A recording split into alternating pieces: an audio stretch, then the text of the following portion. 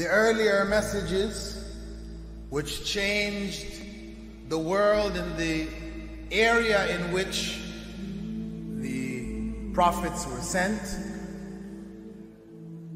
those messages we know have changed, and even the prophets who brought them, their names are now lost.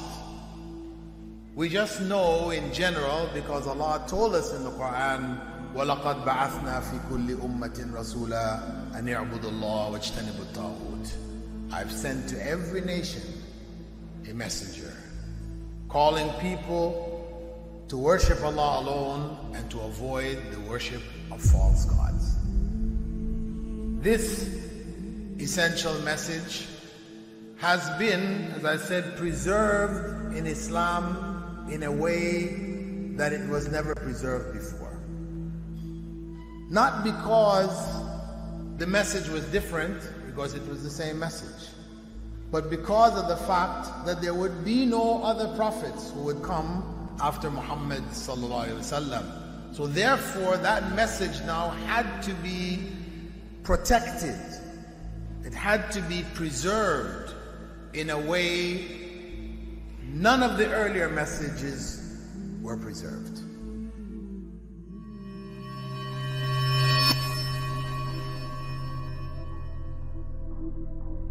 As far as Muslims believe, and now we're talking about sharing belief, right?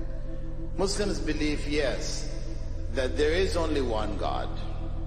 There is only one human race. Even though we've been told there is a variety of races, no, there's just one. And therefore, the need of human beings to worship God, to live in accordance with God's will, that need is fulfilled through God revealing one religion. Because human beings don't have different needs in that sense. We all have the same emotions, it's the same psychology. Our organization of societies may differ because of technology and things, but basically it's the same. We have a family structure, we have communities, we have states, wherever you go. In history, no matter how far back you go in time, you know, it is the same situation. Human beings have not changed. So we believe that when God created the first two human beings, Adam and Eve, He taught them, He informed them of how He wanted them to live. That we call religion. How He wanted them to live, because He gave them guidelines in terms of how they should relate between themselves, interpersonal relationships, how they should relate to the world around them, which God has provided for them, and how they should relate to God. That religion is not restricted to just how you relate to God, but how you also relate to each other, how do you deal with the environment around you. So religion, the religion of God, was taught to Adam and Eve, the first two human beings. First two human beings who Allah or God created, they were taught the religion of God.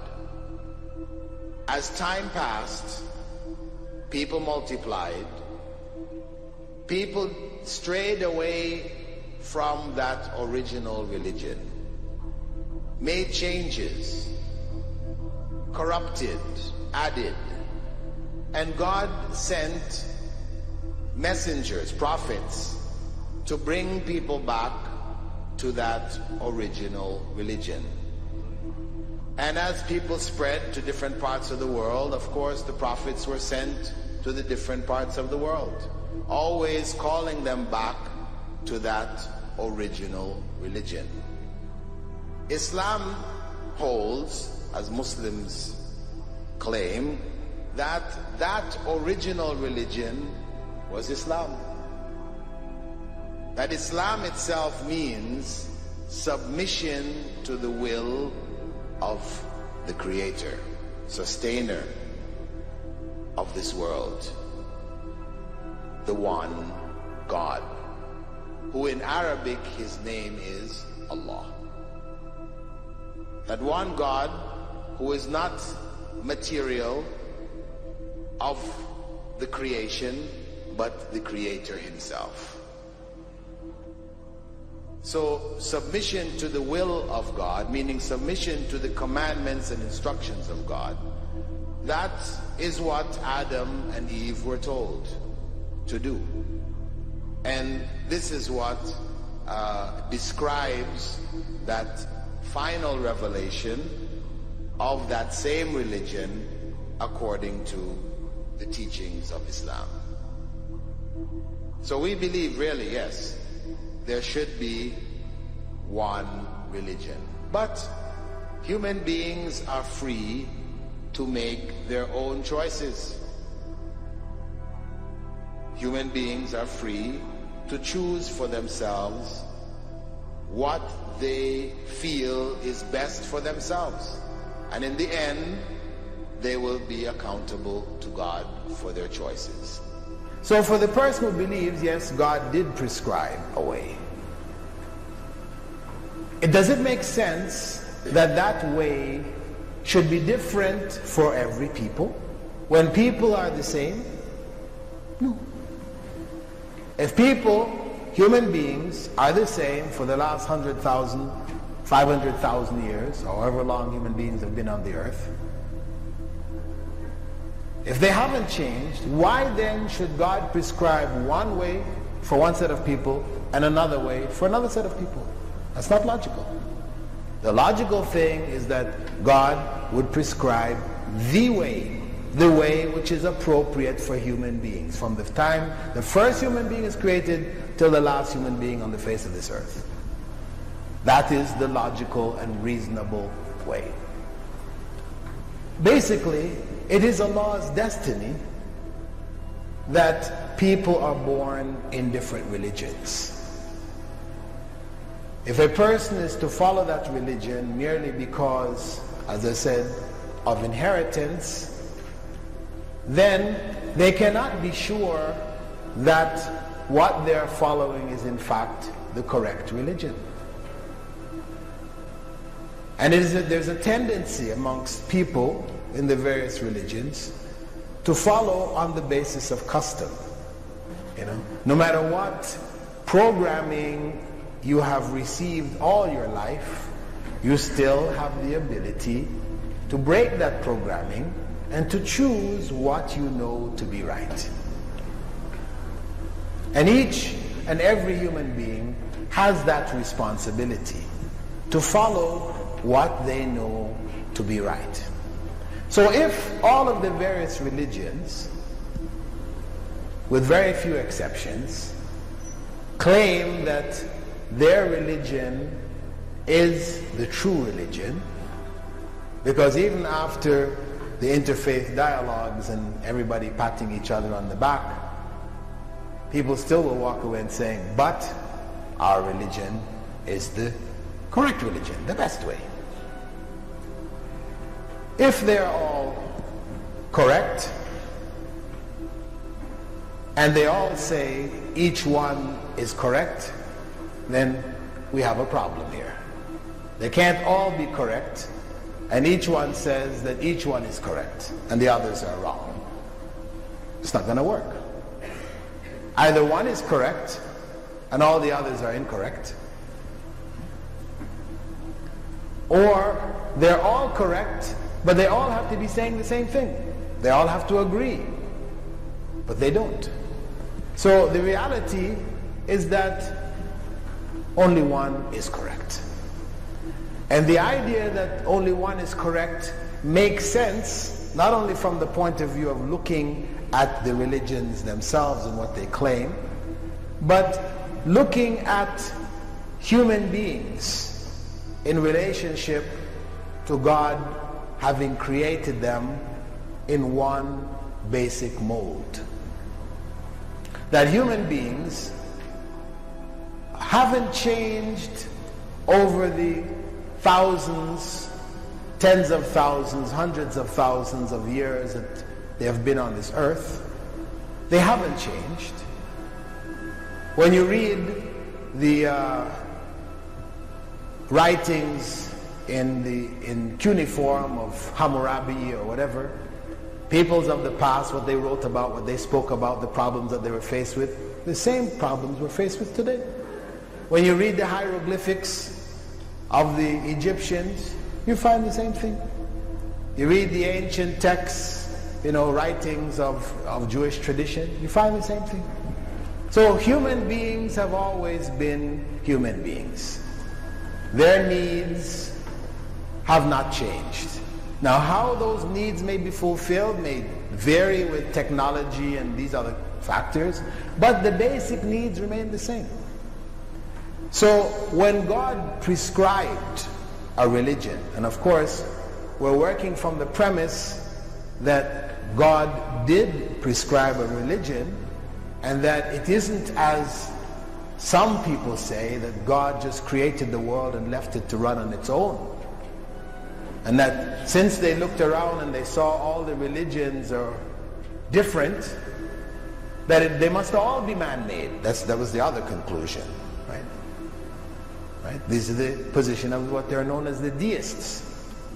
God created the world and left it to run on its own. That position is not logical because it ascribes to God a lack of wisdom. I mean, if one considers God to be the creator, the all-powerful, etc., it's also the all-wise. We don't expect God to function in a way which is obviously considered to be unwise. To have created us and not explained to us what we need to do, that would have been unwise. Just as we in companies, we set up a company, we hire a bunch of people to come and work in this company, but we don't tell them what they have to do. What are they going to do? Are they just going to come into the company, find their slot somehow, some way, and just get in there and work all day, 9 to 5, and then leave? No. They'll go to the cafeteria, drink tea and chat, gossip, whatever. That's what they would do. Similarly, when you send children to school, if you don't inform the kids what are they supposed to do at the school, what are they going to do? They're going to just go marching into the classroom, sit down, good kids listening to the teachers? No. They'll go to the playground. Wouldn't even bother to go inside the school. Go to the playground, they play all day. That's if it's not explained. So we have to explain. We know it's necessary to explain so that things will function the way we want them to function. Similarly, if God created human beings and didn't tell them what they're supposed to do, in other words, give them a religion, then who would find their way? It is basically the same as saying really there is no God.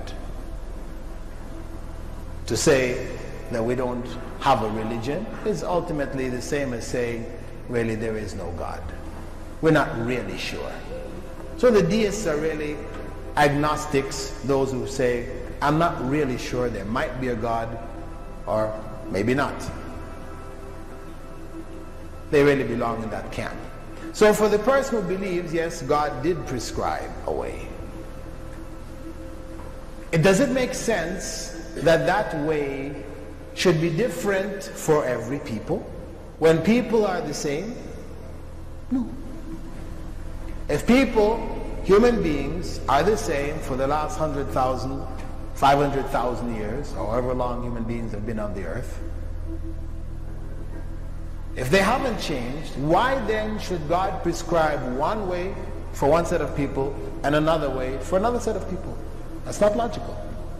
The logical thing is that God would prescribe the way which is appropriate for human beings, from the time the first human being is created till the last human being on the face of this earth. That is the logical and reasonable way.